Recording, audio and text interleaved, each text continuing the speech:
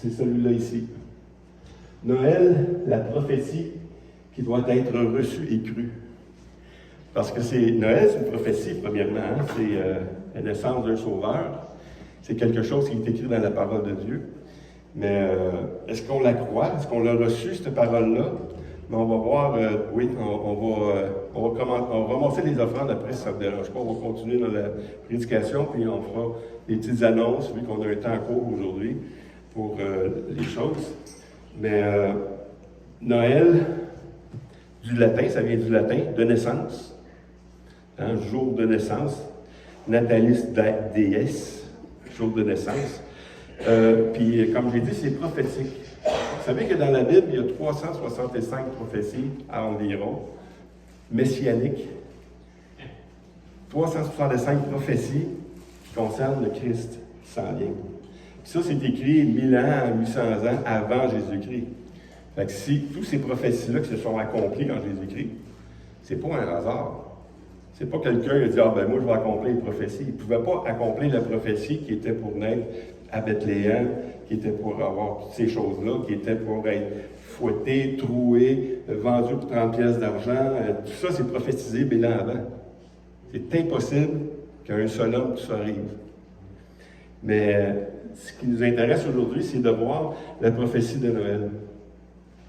Vous savez que déjà dans la Genèse, on prédit la naissance d'une vierge. On va vous le lire. On va le lire ensemble. Dans Genèse 3,15, il dit « Je mettrai une inimitié entre la femme et ta postérité et sa postérité.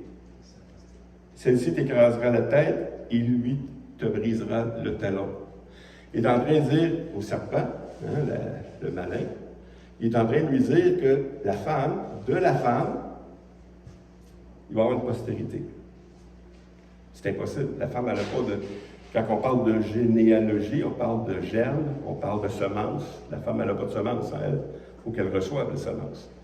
Et la généalogie de Jésus, puis les choses comme ça, ça vient de là. Et puis, il dit ici qu'au serpent, il dit ça à la femme, sa génération va t'écraser la tête. Fait que si on prend vraiment le temps de voir le texte, on voit vraiment que c'est la femme. C'est pas l'homme. Dans tous les textes bibliques, dans tous les autres textes, on voit que c'est l'homme. Quand on fait des généalogies, c'est les descendants de l'homme. Mais ici, on parle de la femme. Oui, mais pour croire on va voir un texte qui nous parle aussi de la conclusion de cette prophétie-là. Celui qui pêche est du diable, car le diable pêche dès le commencement. Le Fils de Dieu a paru afin de détruire les œuvres du diable. Quiconque est né de Dieu ne pratique pas le péché parce que la semence de Dieu demeure en lui.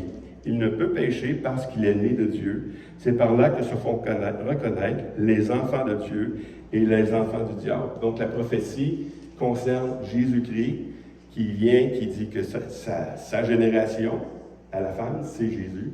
Jésus va écraser la tête du serpent, la tête du malin, et ainsi de suite. Donc c'est comme ça qu'on voit qu'il y a une prophétie qui est donnée, puis il y a une conclusion qui est faite avec ça. Mais il faut premièrement croire les Écritures pour... si on ne croit pas aux Écritures, comment on va recevoir les prophéties? Qui dit c'est vrai les prophéties? Bien, qui dit premièrement c'est vrai les Écritures? Bien, les Écritures, parce qu'on se dit souvent, ben oui, mais ça a changé pas mal avec les années, les Écritures, puis tout ça. Qui dit c'est la même Écriture qu'il y avait dans le temps? Puis honnêtement, moi, c'était une de mes premiers réflexes d'étudier le grec. C'est de savoir qu'est-ce qu'on nous enseignait, c'était vrai ou pas. Tu sais, les textes originaux sont en grec pour le Nouveau Testament, en hébreu pour l'Ancien Testament, mais il y a une traduction grecque que Jésus utilisait, et la Septante. La traduction grecque de l'Ancienne Alliance, Jésus utilisait celle-là quand il la citait, c'est celle-là qu'il prenait. Et puis, les plus vieux livres qu'on a du Nouveau Testament puis de la Bible au complet, c'est 2 codex qui sont datés du milieu du 4e siècle après Jésus-Christ. Donc, c'est quand même tard pour nous, mais tard aussi à partir du temps qui a été écrit. Parce que les Romains voulaient détruire tout ce qui était écriture. Mais non seulement les codex, ces livres-là, la Bible, finalement, on les a, puis on vérifie avec ces vieux textes-là si les textes d'aujourd'hui sont fiables. C'est de même qu'on fait ça. Mais ces textes-là aussi, eux, sont vérifiés avec des manuscrits beaucoup plus vieux. 5000 manuscrits grecs en dehors de ces codex-là. Il y a 24 000 manuscrits en toutes langues confondues qu'on peut prendre pour vérifier si ces textes-là sont vrais. Sans compter les témoignages écrits, parce que l'histoire a été écrite aussi, c'est pas juste la Bible qui a été écrite, le témoignage a été écrit. Et puis, vu que le témoignage a été écrit, on vérifie qu'est-ce qu'ils ont dit, si c'est vrai, ça concorde-tu avec ce qui est écrit dans la Bible? Et oui, ça concorde. Donc, ça ne prend pas beaucoup de foi pour dire si la parole de Dieu est vraie. Parce qu'il y a tellement de preuves. Il y a le témoignage écrit, il y a les documents d'époque, attestés et datés par des vrais spécialistes, des papyrologues, ceux qui examinent les papiers, les papyrus, tout ça, l'épigraphiste, celui qui vérifie encore les linguistes et les autres historiens également, attestent unanimement de l'extrême proximité des Écritures avec les événements qu'ils relatent. Ça veut dire non seulement que ce qui est écrit, c'est vérifiable dans l'histoire, que Jésus est venu, puis qu'il est mort sur la croix, tout ça. Ça ne prend pas de foi pour ça, là. C'est écrit. Tout le monde le dit, même les Juifs. C'est les Juifs qui ont tellement voulu détruire Jésus, ne sont pas capables de nier que Jésus était là. Les musulmans ne pourraient pas dire que Jésus, c'est un prophète qui était là et qui est mort sur la croix. Ils le disent. Si c'était ton ennemi, tu ne voulais pas qu'il soit connu, tu disais, hey, non, c'est pas vrai. Mais même les religions antichrétiennes, on va dire, affirment que Christ est venu vraiment. Fait qu'on a beaucoup de preuves. Fait que ça ne prend pas beaucoup de foi pour dire est-ce que Jésus est vraiment venu. La foi, ça vient dans ce qui est écrit. Est-ce que tu crois ce qui est écrit ou tu ne crois pas ce qui est écrit? Est-ce que tu fais Dieu menteur ou il dit la vérité? C'est un ou l'autre. Tu ne peux pas dire Dieu, il est vrai, mais qu'est-ce qui est écrit, c'est pas vrai, parce que Dieu vient de la Bible aussi. Les deux, ça va tout ensemble, ces choses-là. Donc, on voit qu'aujourd'hui, on va étudier des textes de Noël. Des textes de Noël qui ont reçu non seulement une prophétie, mais une prophétie sur la naissance du Sauveur, Jésus. Et puis, on va prendre le premier texte. Les premières prophéties ont été dites à Marie, qui était dans son 6e mois. C'est l'ange Gabriel, c'est un ange qui était envoyé. Dans ce temps-là, les anges avaient beaucoup de ministères. Les anges avaient un ministère en faveur de ceux qui doivent hériter le salut. Hein? Puis on voit que les anges sont mentionnés souvent, puis surtout dans l'histoire de Jésus, de Joseph, de tous les autres. Les anges viennent parler aux hommes. Parce qu'il y en a qui ne connaissent pas les textes bibliques, comme les bergers, par exemple. C'est les Juifs qui connaissent les textes bibliques. Fait que ça prend un ange, ça prend un autre médiateur qui explique qu'est-ce qui s'en vient avec Jésus-Christ. Et puis les prophéties, Marie en a eu une, que Gabriel y est envoyé par Dieu dans la ville de Galilée, appelée Nazareth, auprès d'une vierge fiancée à un homme de la maison de David. Cet homme-là, c'est Joseph. Le nom de la vierge était Marie. L'ange entra chez elle et dit, « Je te salue, toi à qui une grâce a été faite. Le Seigneur est avec toi. » Troublée par cette parole, Marie se demandait ce que pouvait signifier une telle salutation. L'ange lui dit, « Ne crains point, Marie, car tu as trouvé grâce devant Dieu. Et voici, tu deviendras enceinte, tu enfanteras un fils, et tu lui donneras le nom de Jésus. Il sera grand et sera appelé Fils du Très-Haut. Et le Seigneur Dieu lui donnera le trône de David, son père. Il régnera sur la maison de Jacob éternellement. Déjà, c'est bizarre, ça. que quelqu'un règne éternellement, vu qu'on est tous mortels. Et son règne n'aura pas de fin. Marie dit à l'ange, comment cela se fera-t-il, puisque je ne connais point d'homme? L'ange lui répondit, le Saint-Esprit viendra sur toi, et la puissance du Très-Haut te couvrira de son ombre. C'est pourquoi le Saint-Enfant qui naîtra de toi sera appelé Fils de Dieu. Ah, Fils de Dieu. Oui, mais qui dit c'est vrai, ça? Il y en a d'autres prophéties qui ont été données, qui se sont réalisées, par exemple, comme à Zacharie, le père de Jean-Baptiste. La prophétie était déjà là, mais il dit, écoute, quand même, c'est lui, ma femme est vieille aussi, là. Mais parce qu'il n'a pas cru l'ange qui était, il y a eu une condamnation. C'était quoi la condamnation de Zacharie? Il est tombé muet, jusqu'à temps que Jean-Baptiste vienne au monde. Parce qu'il n'avait pas cru ce que l'ange lui avait dit. Mais Marie, ici, on voit que Marie, elle a reçu la parole de Dieu, puis elle l'a acceptée. Elle y a cru. Qu'il me soit fait. Donc, on voit que Marie, elle a reçu quelque chose.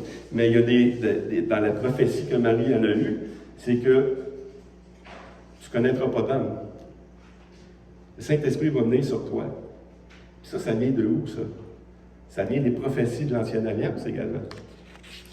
Parce que tout ce que Jésus a vécu, c'est tout écrit. On va voir un petit peu plus loin dans un autre texte, dans Isaïe 9. Dans Isaïe 9, 5 à 6. Il dit ici qu'on va y donner le nom de Jésus. Hein? Puis dans Isaïe 9, 5 à 6, il dit « Car un enfant nous est né, un fils nous est donné, et la domination reposera sur son épaule. On l'appellera admirable, conseiller, Dieu puissant, Père éternel, Prince de paix. Donner un empire de l'accroissement et une paix sans fin au trône de David et à son royaume. L'affermir et le soutenir par le droit et par la justice, dès maintenant et à toujours. Voilà ce que fera le zèle de l'Éternel des armées. » Donc la prophétie qui était là 1000 ans avant a été répétée à Marie. Il dit, il y a un enfant qui va venir de toi, puis il va être le fils du Très-Haut. Il va l'appeler fils de Dieu.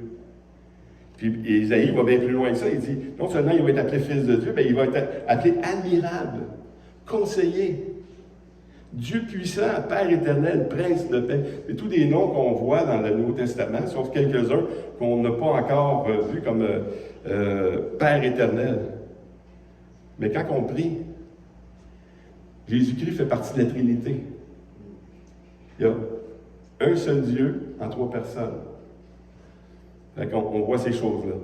Deuxième personnage qui a reçu une prophétie, puis lui, c'est encore plus difficile pour lui, c'est Joseph. Parce que, tu sais, quand toi, tu reçois quelque chose, tu sais d'où ça vient, mais quand c'est quelqu'un d'autre qui reçoit quelque chose, tu as besoin d'une preuve. Puis Joseph il avait besoin d'être encouragé, disons. Tu sais, ta femme est enceinte, d'habitude, quand elle est enceinte, c'est parce qu'elle couche avec quelqu'un d'autre, tu sais. Donc, là, il avait besoin d'encouragement. Voici de quelle manière arriva la naissance de Jésus, de Jésus-Christ. Marie, sa mère, ayant été fiancée à Joseph, se trouvant enceinte par la vertu du Saint-Esprit, avant qu'ils eussent habité ensemble, couché ensemble. Joseph, son époux, qui était un homme de bien et qui ne voulait pas la diffamer, se proposa de rentrer secrètement avec elle. Comme il y pensait, voici un ange du Seigneur, encore une fois, un ange du Seigneur lui apparut en songe. Il dit à Joseph, fils de David, ne crains pas de prendre avec toi Marie, ta femme, car l'enfant qu'elle a conçu vient du Saint-Esprit. Elle enfantera un fils et tu lui donneras le nom de Jésus. C'est lui qui sauvera son peuple de ses péchés. Donc, on voit ici de la suite une autre prophétie, mais qui est dans le texte directement de Matthieu. Voici, non, tout cela arriva afin que s'accomplisse ce que le Seigneur avait annoncé par le prophète, encore une fois. Pourquoi qu'il a dit ça? Parce que ça a été annoncé par le prophète. Je te le répète. Voici, la Vierge sera enceinte. Impossible. Une Vierge enceinte. Impossible. Elle enfantera un fils. On lui donnera le nom d'Emmanuel, cette fois-ci. Ce qui signifie Dieu avec nous. Ça, c'est dans Ésaïe 7, 14. Joseph, s'étant réveillé, fit ce que l'ange du Seigneur lui avait ordonné. Il prit sa femme avec lui, mais il ne la connut point jusqu'à ce qu'elle ait eu enfanté un fils, auquel il donna le nom de Jésus. Donc ici, on voit l'Emmanuel dans la prophétie. Hein, la prophétie dit que la Vierge va avoir un enfant, puis on va lui donner le nom d'Emmanuel. Mais Emmanuel, c'est un des noms de Jésus. Dieu avec nous. C'est tellement prophétique, c'est tellement important. Nous, on lit ça 2000 ans après, là, même 3000 ans après, puis on se dit, pour nous, ça semble bizarre, mais imaginez pour eux. Là. Ils ont reçu une prophétie, puis ils voient des choses comme ça, puis que la Vierge va devenir enceinte. Bien, ça a été écrit, ça. Fait que il n'y en a pas eu 125 000 femmes vierges qui ont accouché. Là. Il y en a eu une. C'est Marie, parce que c'est quelque chose de miraculeux. Jésus, ça veut dire quoi? Jésus, ça veut dire sauveur. Yahweh sauve, ou Dieu sauve. Puis Emmanuel, Dieu avec nous. C'est deux noms. L'ange, il avait dit, tu vas l'appeler Jésus. La prophétie dit, tu vas l'appeler Emmanuel, mais tu vas l'appeler Jésus. Parce que si Dieu juste est juste avec nous, bien, il a toujours été là de toute façon. Mais Jésus devait être appelé Jésus. C'est notre sauveur. Ça a une importance, ça, d'être appelé comme ça. Parce que si Jésus, ce n'est pas notre sauveur, on est encore dans le pétrin. Parce qu'on est encore sous la loi. On est obligé encore d'obéir à toute la loi pour être sauvé. Pourtant, c'est très bien qu'on ne peut pas. Une autre personne qui a reçu une prophétie, puis elle l'a reçue, elle, par le Saint-Esprit. C'est Élisabeth. Elle entra dans la maison de Zacharie et salua Élisabeth. C'est Marie qui s'en allait là, pour 3 mois. Dès qu'Élisabeth entendit la salutation de Marie, son enfant tressaillit dans son sein, qui était Jean-Baptiste. Elle fut remplie du Saint-Esprit. Et elle s'écria d'une voix forte, « Tu es bénie entre toutes les femmes, et le fruit de ton sein est béni. Comment m'est-il accordé que la mère de mon Seigneur, la mère de mon Seigneur, c'est une prophétie directement inspirée du Saint-Esprit, vienne auprès de moi, car voici aussitôt que la voix de ta salutation a frappé mon oreille, l'enfant a tressailli d'allégresse dans mon sein. Heureuse, celle qui a cru, parce que les choses qui lui ont été dites de la part du Seigneur auront leur accomplissement. Ici, il est en train de dire que tu l'as reçu, la prophétie. Et non seulement tu l'as reçu, mais heureux ceux qui l'ont cru. Parce que si tu reçois une prophétie et tu ne la crois pas, elle ne donne rien du tout. C'est même dangereux. Surtout si ça vient de l'Éternel. Si moi je te fais une prophétie et ça n'arrive pas, ou tu n'écoutes pas ce que je t'ai donné comme prophétie, vous savez, ça peut aller comme ça. Mais quand l'Éternel lui-même te donne une prophétie, puis si tu ne la crois pas, ben c'est un jugement contre toi. Carrément. On a vu Élisabeth. On a d'autres personnages qui ont reçu des prophéties, qui étaient vraiment réjouis également. Il y avait les mages, les chefs religieux et le roi Hérode, qui a entendu parler du Sauveur, le roi des Juifs, qui était pour venir. Puis les mages, c'est quoi les mages? Ben, on entend souvent dire c'est des rois mages, c'est des rois. Pourquoi on pense que c'est des rois? Parce qu'ils étaient riches. Parce qu'ils sont venus donner de l'encens, ils sont venus donner de l'or et de la myrrhe. Donc, ici, il dit Jésus étant né à Bethléem,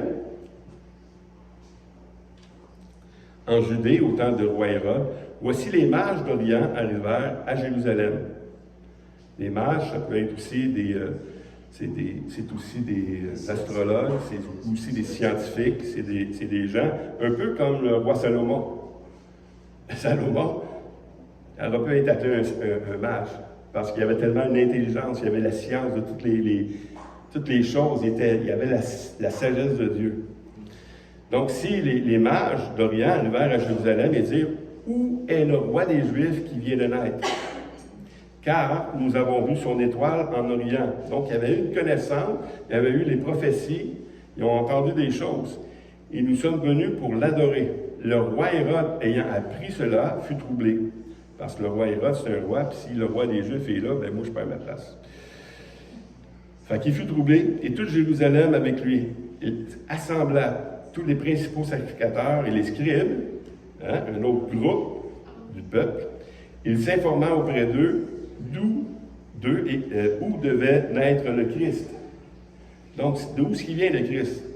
Les Juifs n'étaient pas sans connaissance de ces choses-là. Tout est écrit dans la Bible, avant Jésus-Christ. Il lui dit, à Bethléem de Judée, car voici ce qui a été écrit par le prophète.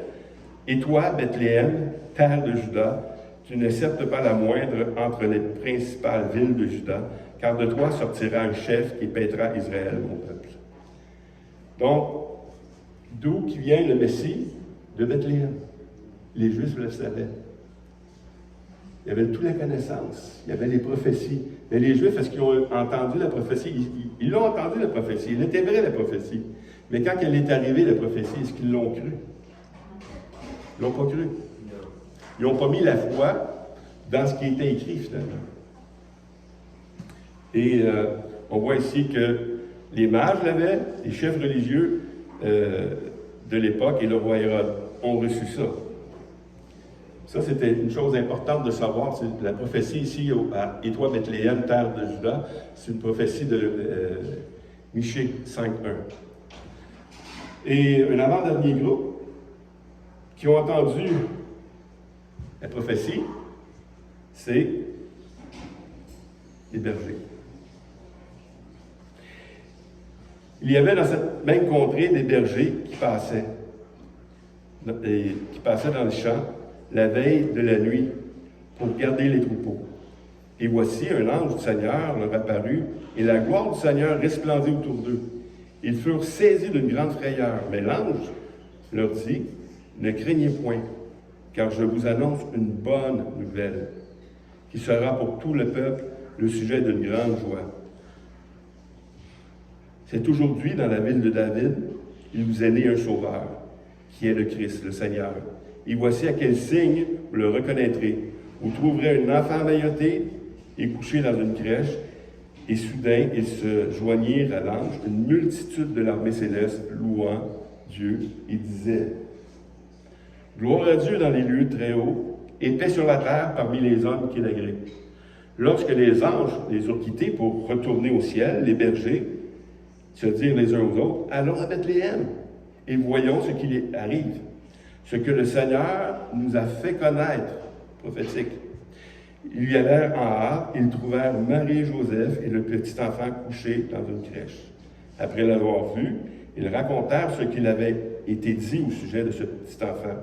Et tous ceux qui l'entendirent, non seulement les bergers, mais la foule également, tous ceux qui entendirent furent dans l'étonnement de ce que leur disaient les bergers. Marie gardait toutes ces choses et les repaissait dans son cœur. Et les bergers s'en retournèrent, glorifiant et louant Dieu pour tout ce qu'ils avaient entendu et vu, et qui était conforme à ce qui leur avait été dit. Wow! Si je te fais une prophétie, puis tout arrive conforme à tout ce que je t'ai dit, ça amène la foi, c'est encore plus ça. Déjà, tu as la foi parce que tu as des anges qui viennent te dire quelque chose. Tu reçois la prophétie, mais maintenant tu crois à la prophétie, puis tu vas aller la vérifier. Vérifier une prophétie, c'est pas quelque chose, c'est pas un acte d'incrédulité. Là. Vérifier la prophétie, c'est une sagesse. Comme tous ceux qui reçoivent la parole de Dieu, qui dit que ces gens de Thessalonique avaient des sentiments plus nobles parce qu'ils allaient voir dans les Écritures tout ce qu'on leur enseignait, c'était exact. C'est un bon sentiment. Va vérifier. La sagesse, les sciences, tout ça nous a été donné pour vérifier si ce qu'on nous dit c'est exact. Pourquoi on croirait n'importe qui dit, ben non, c'est des supercheries, ça, c'est des niaiseries. Non, on va vérifier. Il y a même Albert Einstein qui disait qu'un peu de science éloigne de Dieu, mais beaucoup de science le ramène à Dieu. Parce que si tu examines vraiment, profondément ce qui est écrit, qu'est-ce qui enseigne dans la Bible, si c'est conforme aux événements, si c'est conforme à la science, c'est impossible que tout ce qui arrive présentement soit le fruit du hasard. Il faut qu'il y ait un Dieu qui existe, puis ce Dieu-là, s'il existe, On doit mettre notre foi en lui. Et un dernier, Siméon. Siméon qui a reçu quelque chose avant, parce qu'il était rendu vieux. Puis le Seigneur lui avait dit que tu ne mourras pas avant d'avoir vu le salut de l'Éternel. Wow! Avoir une prophétie comme ça. Il dit non, c'est Stéphane, tu ne meurs pas avant que le Seigneur revienne. Tu sais, ben là, c'est l'ange qui dit ça. Là. Wow! Là, tu es affermi, tu dis, Seigneur s'en vient, là, je ne mourrai pas avant que le Seigneur revienne. Fait que je vais voir de mes yeux le Seigneur. Puis Siméon, c'est exactement ce qui est arrivé. Voici, il y avait à Jérusalem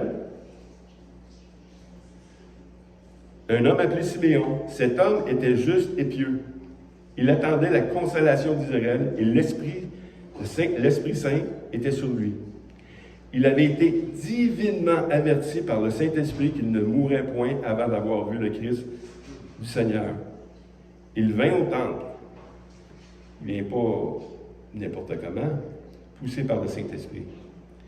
Et comme les parents portaient de petits-enfants, Jésus, pour accomplir à son égard ce qu'ordonnait la loi, il le reçut dans ses bras, bénit Dieu, et dit, « Maintenant, Seigneur, tu laisses ton serviteur s'en aller en paix, selon ta parole, car mes yeux ont vu ton salut. Salut que tu as préparé devant tous les peuples. Salut que tu as préparé devant tous les peuples. » On a vu que tous les prophéties, c'est pas pour rien que tous les groupes, ces groupes de personnes-là, Marie, Joseph, les rois mages, les bergers, le roi Hérode et tout le peuple qui a entendu, il n'était pas sans la connaissance de qui était Jésus-Christ, de la prophétie que cet enfant-là, c'était notre Sauveur. Salut que tu as préparé devant tous les hommes, lumière pour éclairer toutes les nations. Ça veut dire non seulement ceux qui étaient là, mais pour éclairer toutes les nations qui s'en viennent. La parole de Dieu est là pour notre instruction. C'est une vérité qui est écrite pour notre instruction. Puis non seulement on doit la recevoir comme celle de Dieu, comme la parole de Dieu, comme ce qu'elle est vraiment, mais aussi on doit la croire. Lumière pour éclairer les nations et gloire d'Israël, ton peuple. Parce que le salut est premièrement aux Juifs, à Israël. Et par le rejet d'Israël, le salut s'est répandu à toute la terre, à toutes les nations. Mais si tu sais que Jésus-Christ, à chaque année, on fête Noël, mais que tu ne sais pas que Noël, c'est la naissance du Christ, tu ne fêtes rien partout. Là, ça devient une fête païenne.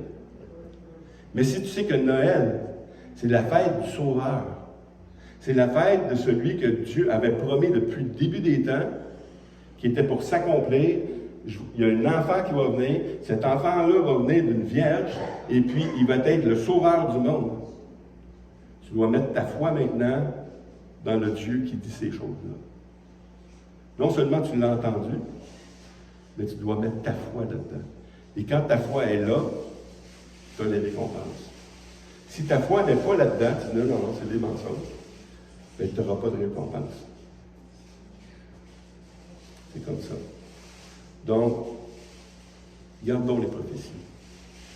Dans les prochains mois, on va avoir encore plus de prophéties, parce qu'on s'en va vers là, avec l'Apocalypse, ces choses-là. Puis de l'Apocalypse, ça vient de où? Bien, ça vient des prophéties de l'Ancien Testament. Fait que notre futur, le futur des croyants, le futur de toute l'humanité est écrit déjà dans l'Ancienne Alliance. Fait que si on ne la croit pas, ici on ne la reçoit pas, ici on ne la connaît pas, mais on va s'enseigner de ces choses-là.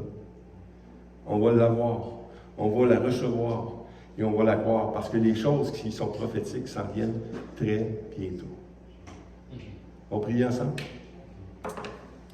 Seigneur Dieu, merci pour ta parole, cette histoire de Noël, Seigneur Dieu, cette histoire qui semble tellement loin pour nous,